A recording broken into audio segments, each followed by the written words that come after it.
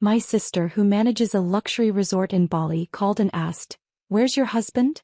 I said, "On a work trip in London." She whispered, "He's here with another woman throwing cash from your card." Next day he panicked. His girlfriend robbed him blind and trashed his room. Karma served tropical style. "Where's your husband?" My sister Carmen's voice cut through the line with such urgency that I froze, the pancake batter dripping from my spatula onto the kitchen floor. The international call from Bali had come at 7:13 a.m. on a Tuesday, the worst possible time in my chaotic morning routine with 3 boys under 7. In London. Business trip. Why? I balanced the phone between my ear and shoulder while wiping up the mess with my free hand. The silence that followed lasted only seconds but felt eternal. When Carmen finally spoke, her voice dropped to a whisper. "He's here, Heather. At my resort. With another woman. They're throwing cash around like confetti, from your card." The spatula clattered to the floor as my world imploded. "Mommy. Albert won't put his shoes on again." Bruce called from the living room, his serious 6-year-old voice trying to sound grown up as he dealt with his youngest brother. "Just a minute, honey." I called back, amazed my voice sounded almost normal while my insides turned to ice. "Carmen, are you absolutely sure? I'm watching them from my office right now. They're at the infinity pool.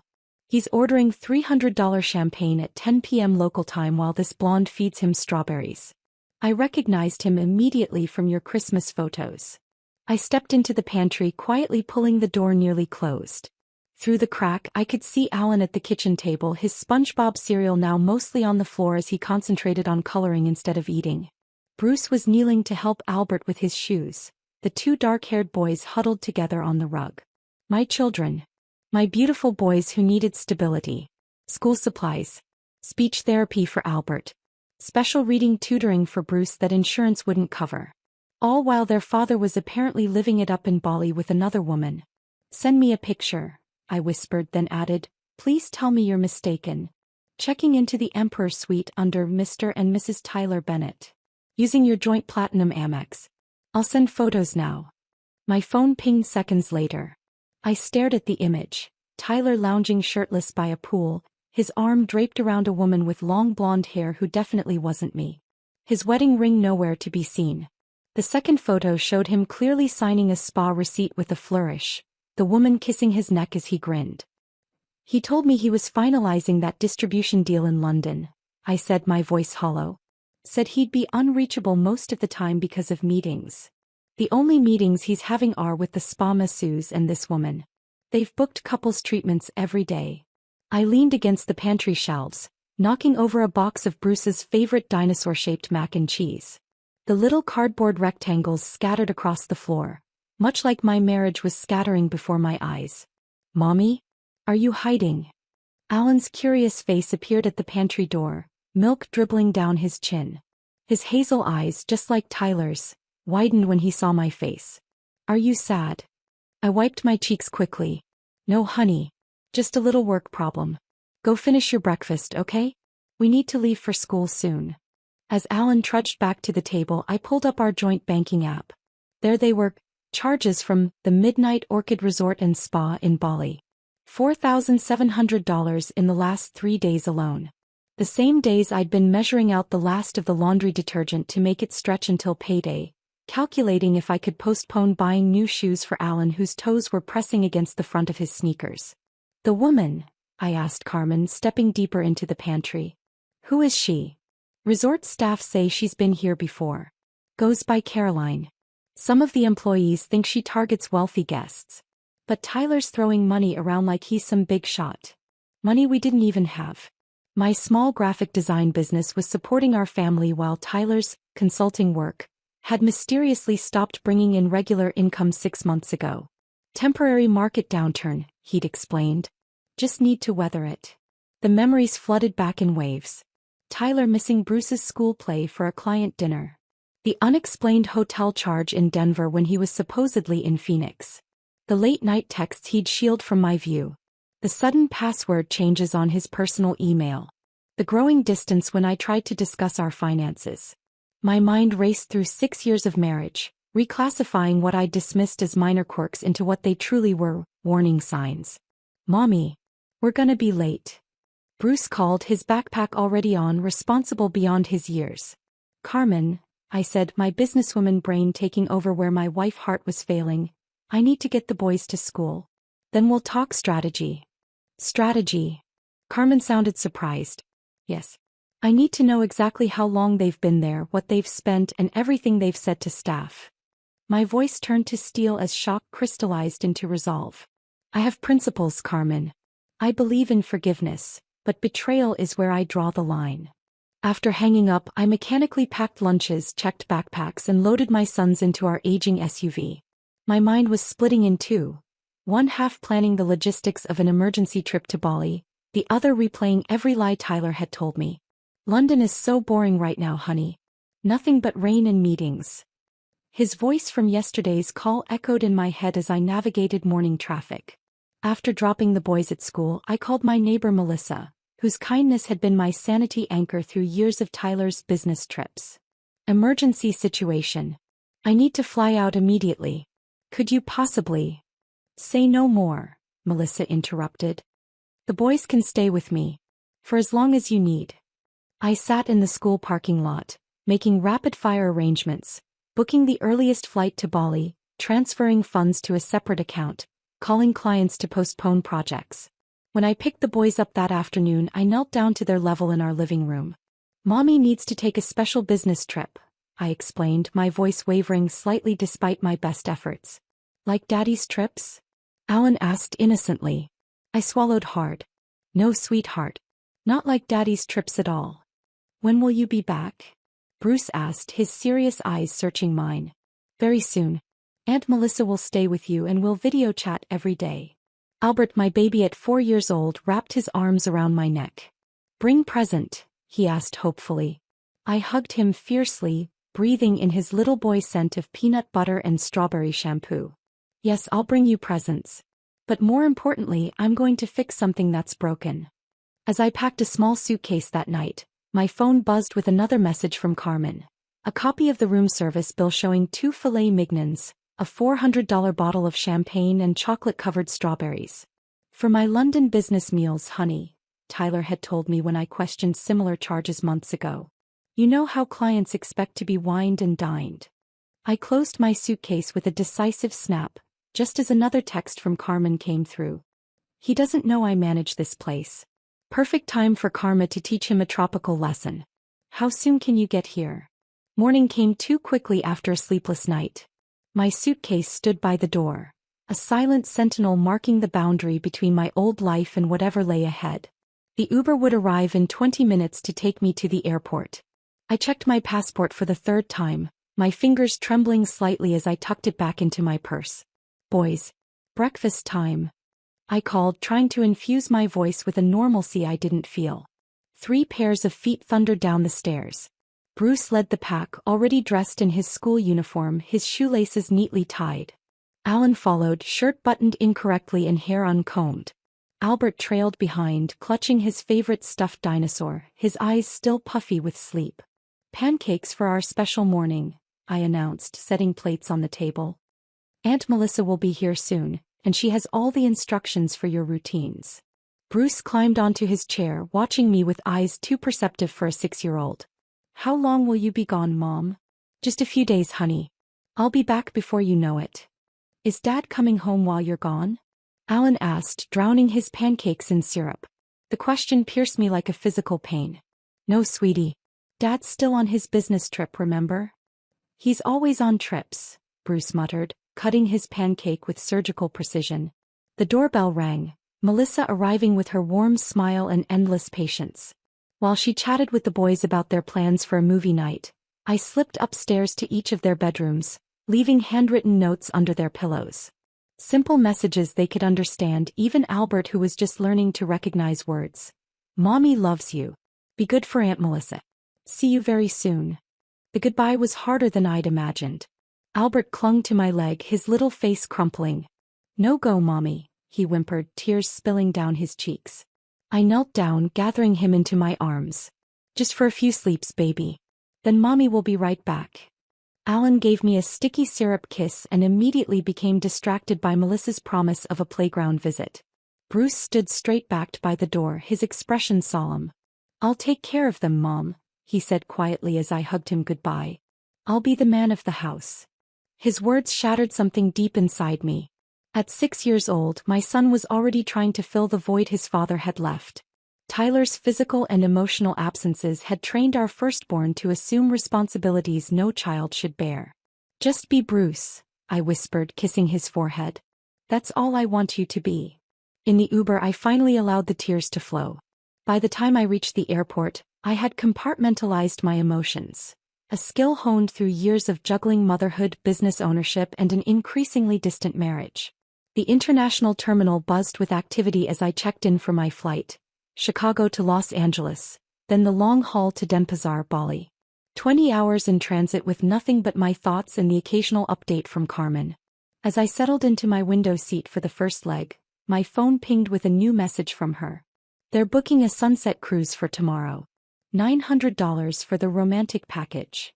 Using your joint Amex again."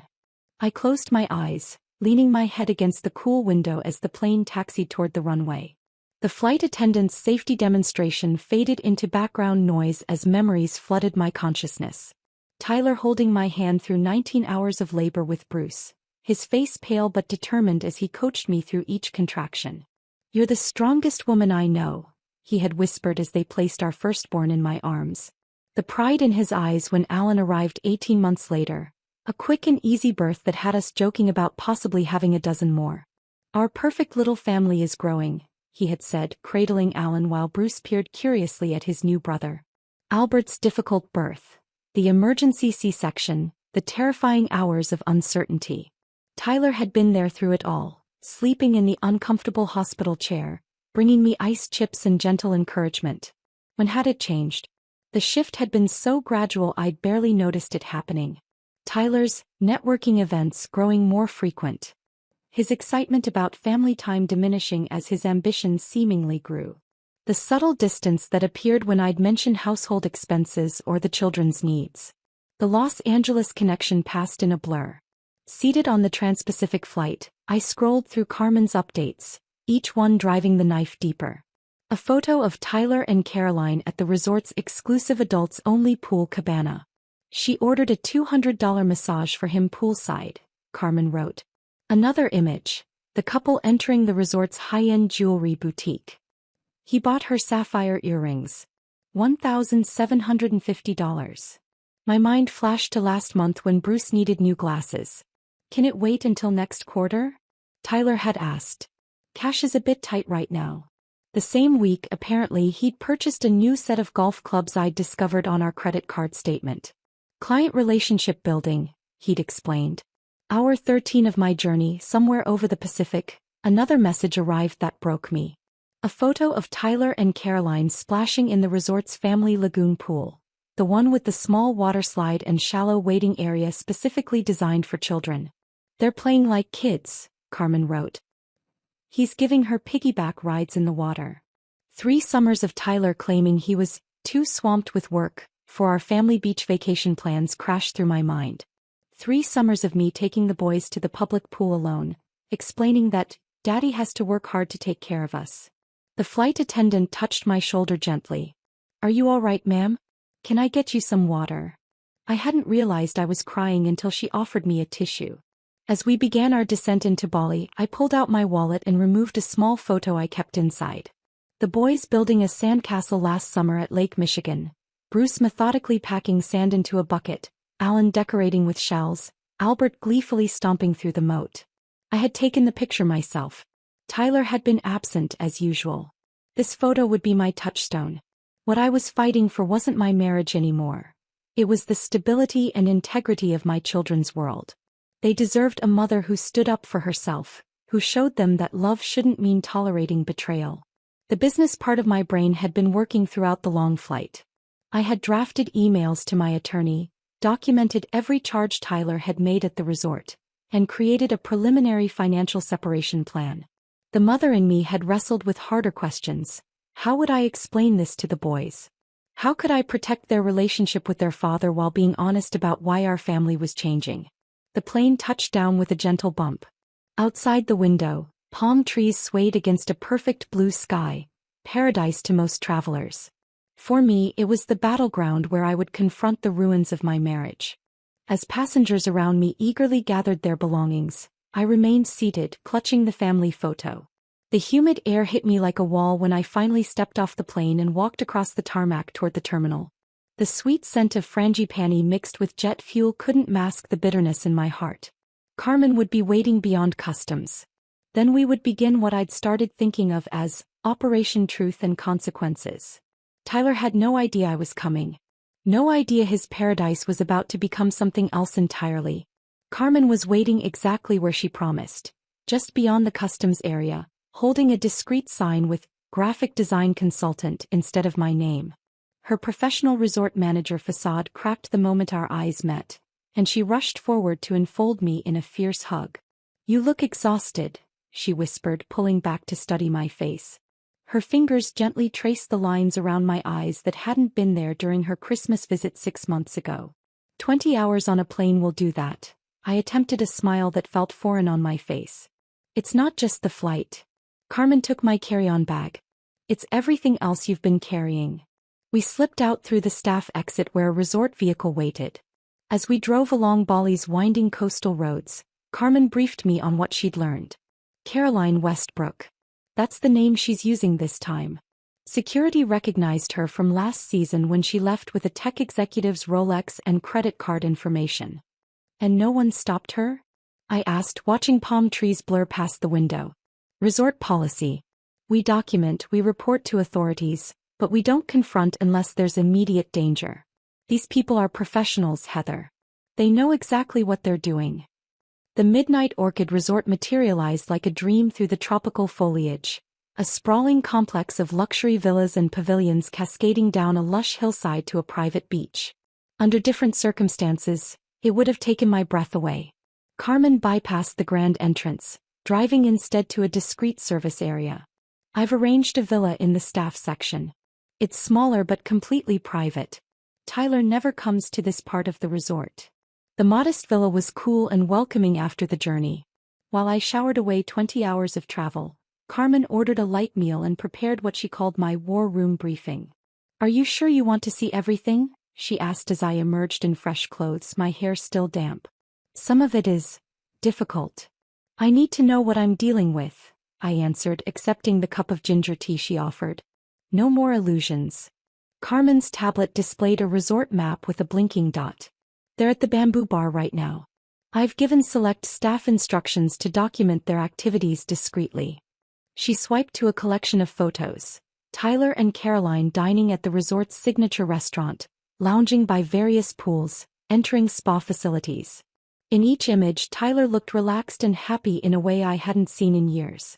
The woman, Caroline, was striking with the practiced elegance of someone accustomed to luxury environments. "She's been running the same playbook with Tyler as with her previous targets," Carmen explained, pulling up a document. "Security maintains profiles on known, problematic guests." The profile outlined Caroline's methodology with clinical precision. Identify wealthy or seemingly wealthy male guests. Create chance encounters. Drop references to exclusive experiences they must try. Encourage lavish spending as proof of status and success. "She's convinced him to buy several items supposedly for you." Carmen's expression darkened as she showed me receipts. "A sapphire pendant. Handcrafted silk robes. All allegedly for shipping home. Let me guess, they never made it to the shipping department." "Exactly. She intercepts the packages, returns the items for cash when possible, or resells them through contacts." My stomach tightened. And Tyler falls for this? Men like Tyler, desperate to feel important, to impress, they're her specialty. Carmen's voice held no judgment, just professional assessment. "Follow me. There's more you need to see." She led me through a back corridor to the resort's security hub, a room filled with monitors displaying feeds from across the property. The chief of security, a former military man named Raj, nodded respectfully as we entered. "Mrs. Bennett. We're prepared as Miss Carmen requested." A dedicated monitor showed a luxury suite, the Emperor Villa, where Tyler and Caroline were now returning from their evening out. My husband loosened his tie, laughing at something she said as they entered the expansive living area. Audio? Carmen asked. Raj adjusted a dial and suddenly Tyler's voice filled the room. Should see the look on their faces in meetings when I close a deal. That's why they pay me the big bucks, babe. I nearly gasped aloud. Tyler hadn't closed a major deal in over a year. Our savings had been quietly dwindling while he maintained the fiction of success. Caroline pressed against him, her voice a practiced purr. You should celebrate properly then. I was thinking that private yacht charter tomorrow. Anything for you, Tyler replied, his hands roaming possessively over her body in a way that should have hurt me to watch. Instead, I felt oddly detached, like I was observing strangers in a film. We can document financial transactions if needed for your legal proceedings, Raj offered quietly. All authorized expenses are logged in our system. I nodded gratefully, unable to speak as I watched Tyler, the father of my children, the man who had promised to build a life with me, input his PIN at the in-room safe to withdraw more cash. That money, I finally said, was supposed to pay for Bruce's educational assessment next month. And Albert's speech therapy. Carmen squeezed my shoulder silently. The evening progressed with Tyler and Caroline ordering champagne service, then moving to the bedroom area where I insisted the monitors be muted. Some things I didn't need to witness. When they finally fell asleep, Caroline waited precisely 43 minutes by the security timestamp before carefully extracting herself from Tyler's embrace. With practiced efficiency, she moved around the darkened suite, checking his wallet, phone, and laptop. She photographed his credit cards from both sides before replacing them. From her own bag, she produced a small bottle, adding drops to the remaining champagne in Tyler's glass.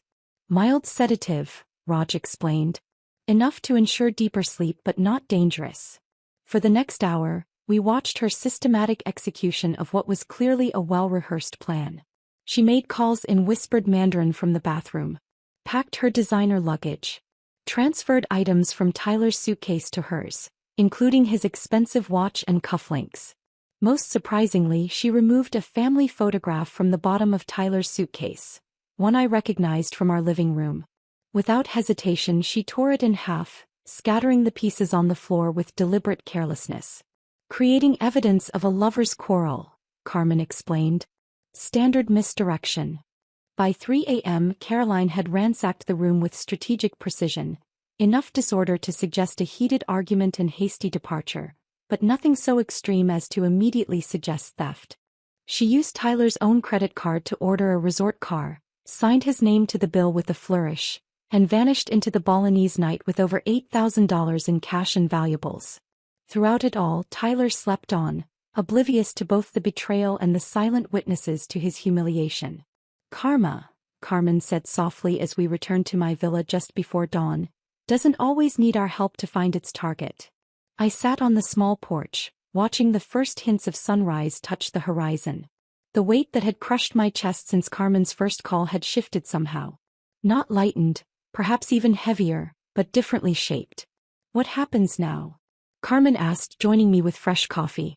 Now, I replied, taking the steaming cup, we wait for him to wake up and discover his paradise has turned to ashes.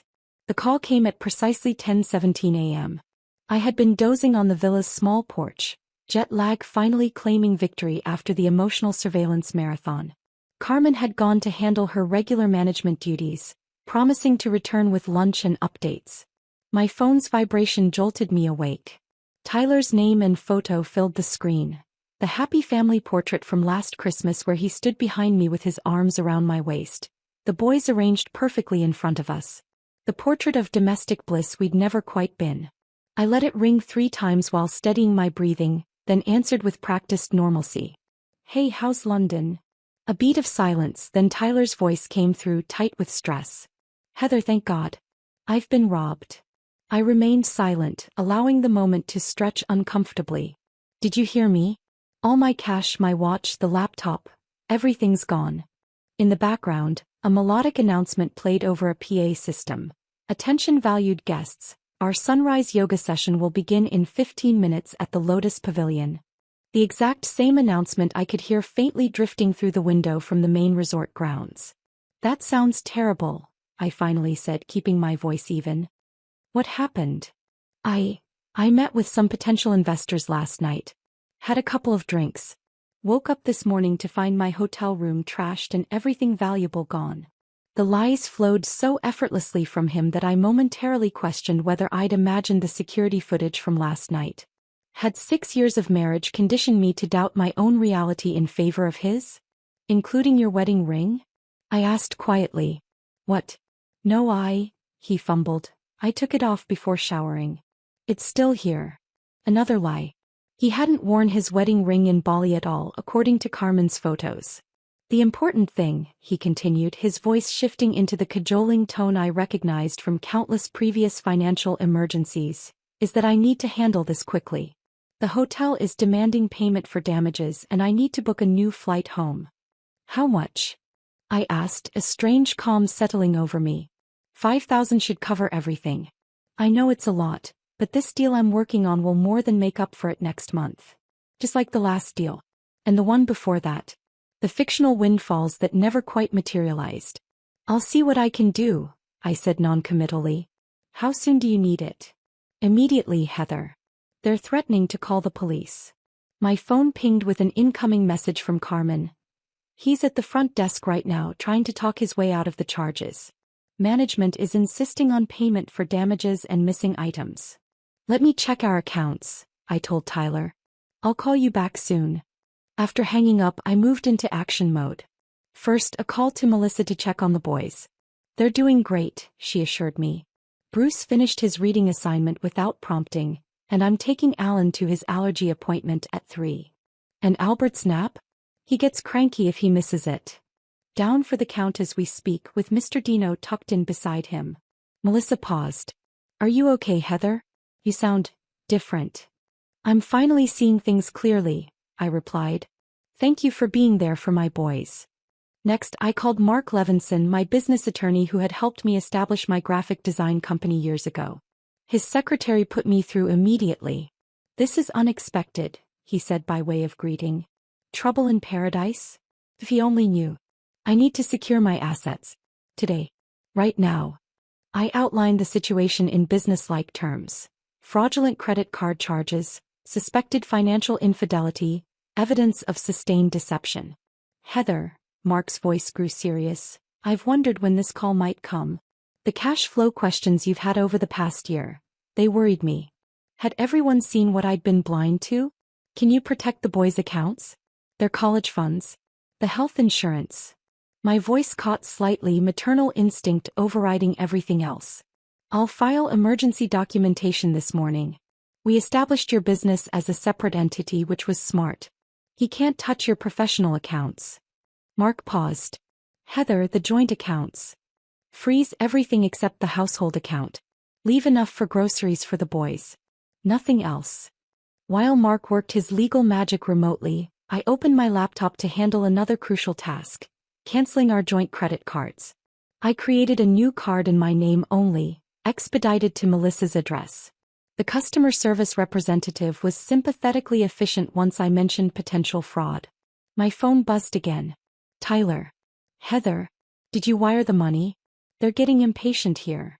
Actually, I said, grateful for the 10,000 miles between us that allowed me to maintain my composure, I'm having trouble accessing our accounts. There seems to be some kind of fraud alert. His sharp intake of breath was audible. What do you mean? Multiple charges from Bali flagged as suspicious. Strange, right? Since you're in London. Silence stretched between us, thousands of miles of it, filled with the weight of unspoken truths. Heather, I can explain. I'll tell you what, I cut in smoothly. I'm meeting with a client this evening, but after that, why don't we video chat with the boys? They miss you. The change of subject disoriented him. Yes. Sure. But about the money. I'll keep working on it. Talk later. I hung up before he could respond, then immediately texted Carmen. He's desperate. Keep me posted on his movements. Carmen's response came quickly. Resort has given him until 6 p.m. to settle his bill or they're involving authorities. He's making calls from the business center. With a few hours to breathe, I scheduled a video call with the boys for after their dinner. By then, Tyler would be approaching his deadline with the resort, maximizing his distress while I connected with our children.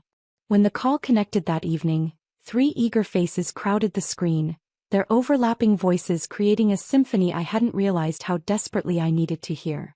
Mommy. We made cookies. I saw a really big bug. Miss you, Mommy. I drank in their faces.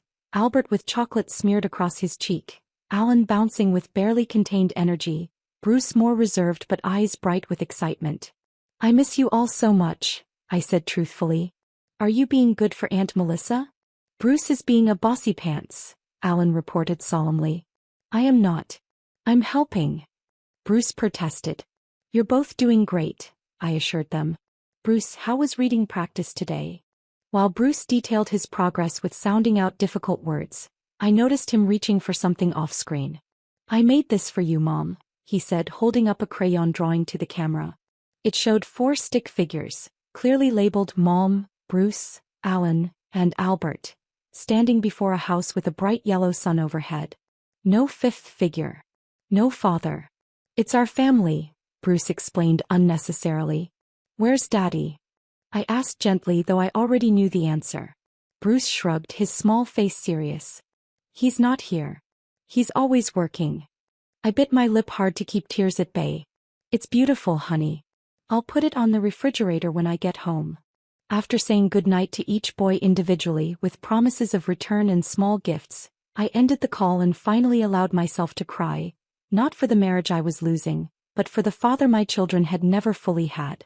Carmen found me an hour later, composed and focused on my laptop where I was reviewing documents sent by Mark. Tyler paid his bill, she reported. Used his personal credit card. Nearly maxed it out. Of course he did, I murmured, closing my laptop. Is everything arranged for tomorrow? Yes. Beachfront table at the Coral Garden. 7 o'clock. Our best local attorney reviewed your papers. Everything's in order with proper jurisdictional considerations. I nodded, standing to walk to the small closet where I'd hung the one formal outfit I'd packed. A simple black dress that accentuated my strength rather than attempting to display femininity. Power, not seduction, would be my armor tomorrow. Are you sure about this?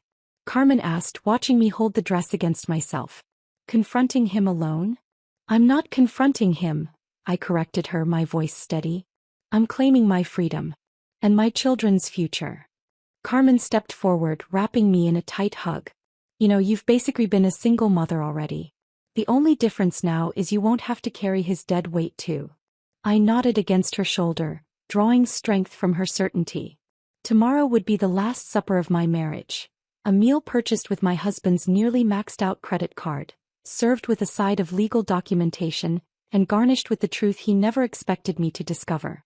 The Coral Garden restaurant sat like a jewel on the resort's private beach, tables arranged on multiple tiers descending toward the shoreline.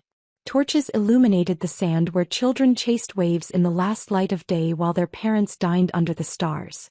I arrived 30 minutes early, deliberately selecting a table with clear sight lines to both entrances.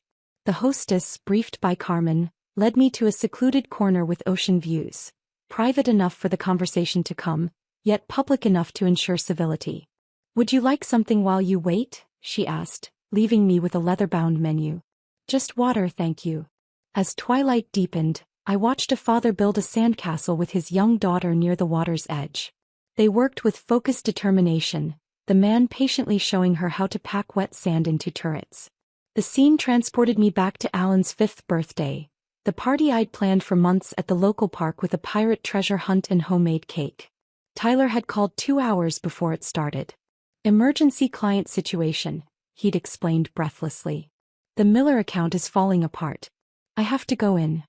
I'd managed the party alone, explaining to confused guests why Alan's daddy couldn't make it, then stayed up until midnight cleaning while Tyler texted that the emergency was running long.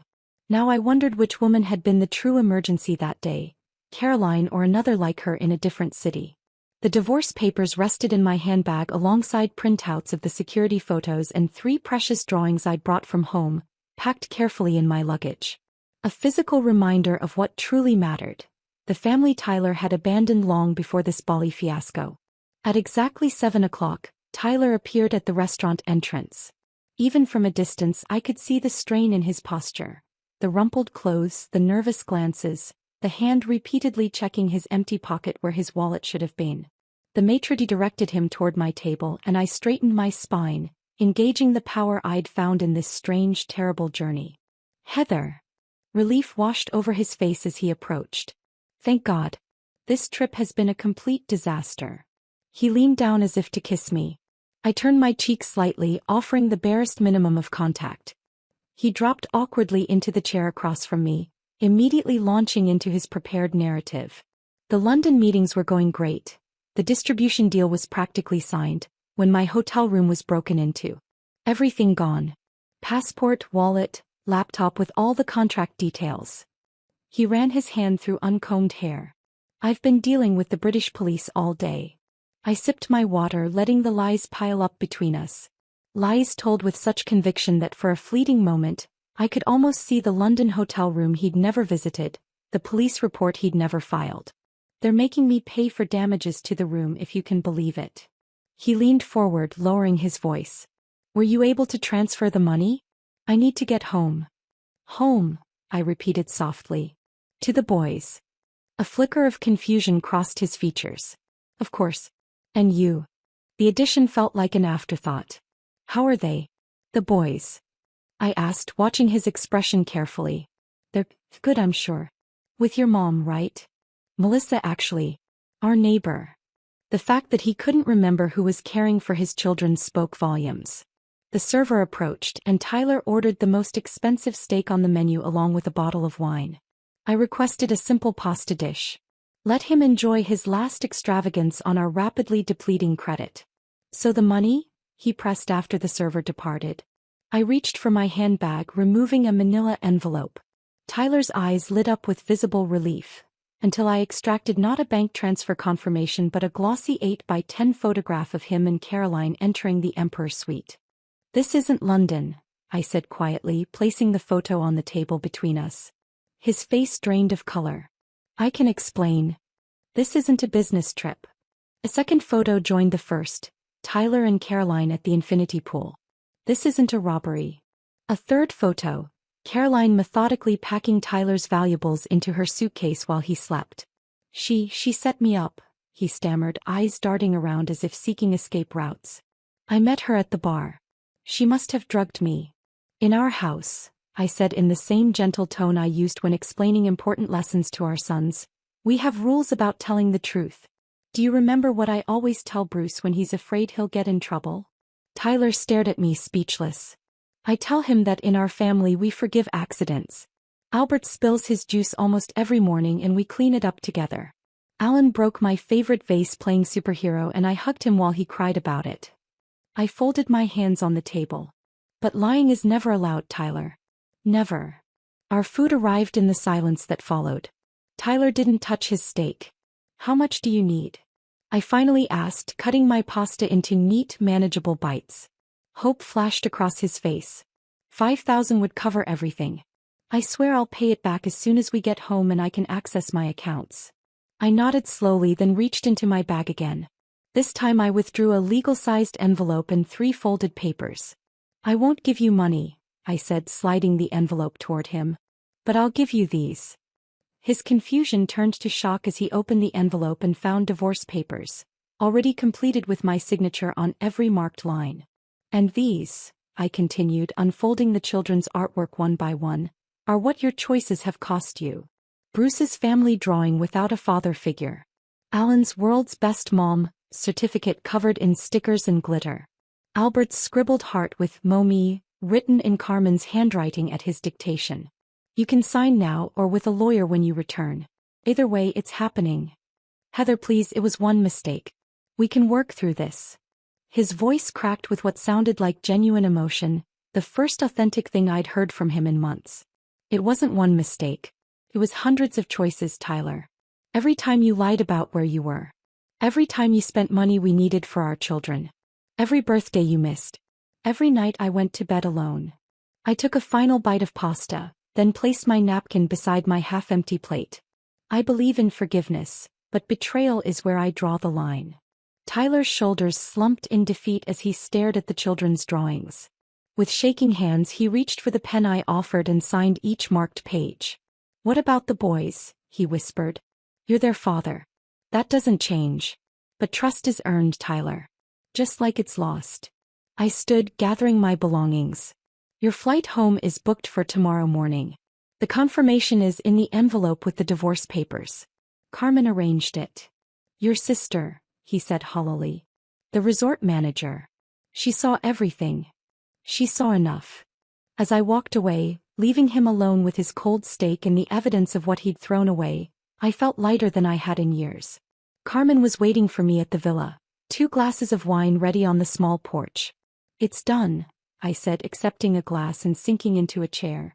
To new beginnings, she toasted, clicking her glass against mine. We sat in companionable silence, watching the stars emerge over the Balinese shoreline. I've been thinking, Carmen finally said. I could use a break from resort life. Maybe come stay with you and the boys for a while. The offer brought unexpected tears to my eyes. They'd love that. Bruce has a science fair coming up, he's growing crystal formations. Alan starts swimming lessons next month. And Albert has his preschool graduation ceremony. Sounds perfect, Carmen smiled. And what about their mom? What does she need? I considered the question, realizing no one had asked me that in years. Time. Space to breathe. And maybe help finding a house with a backyard. Somewhere the boys can build real sandcastles instead of just drawing them. Our flight home departed 2 days later, Carmen having arranged a week's leave to accompany me. As the plane lifted off, I watched the paradise island shrink beneath us. The place where my marriage had ended but where something else had begun. Not just survival. Not just single motherhood. But a reclamation of the woman I'd always been underneath the weight of Tyler's lies. Strong enough to draw boundaries. Brave enough to enforce them. Wise enough to know that some mistakes can't be forgiven, no matter how much we might wish they could be. And perhaps most importantly, understanding that the family my children needed had been there all along. It just hadn't included their father.